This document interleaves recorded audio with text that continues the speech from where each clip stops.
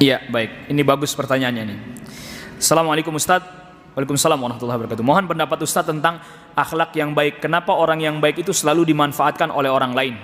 Sehingga ada yang beranggapan, jadi orang tuh jangan terlalu baik. Nanti dimanfaatin sama orang, tahu? Bagaimana menyikapinya? Jazakallah khair Ustaz atas penjelasannya. Baik. Jadi bicara jangan jadi orang jangan terlalu baik nanti dimanfaatkan oleh orang.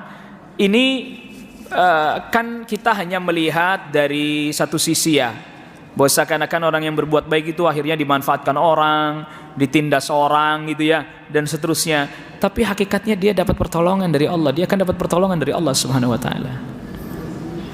Tidak ada kebaikan yang disia-siakan oleh Allah Rabbul Alamin.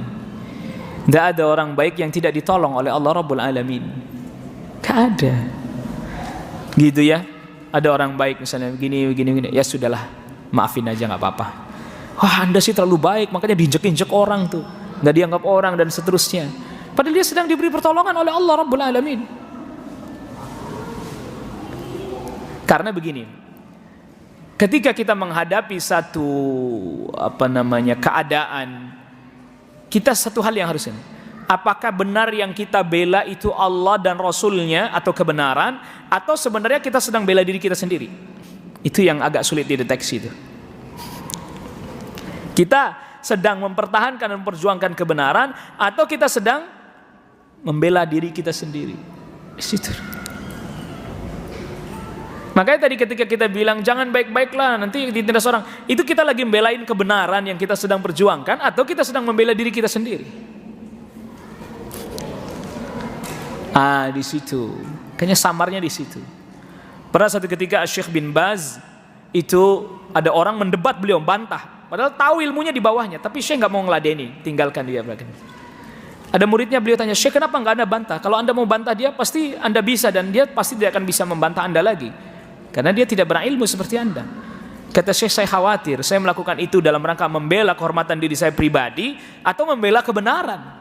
Masya Allah. Masya Allah.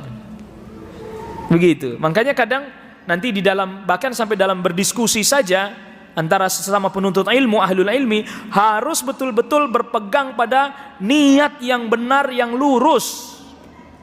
Bukan untuk membela pendapat pribadinya, kepentingan pribadinya, tapi tujuan utama yang dikedepankan adalah mencari mana yang hak, yang sebenarnya, yang datang dari Allah dan Rasulnya.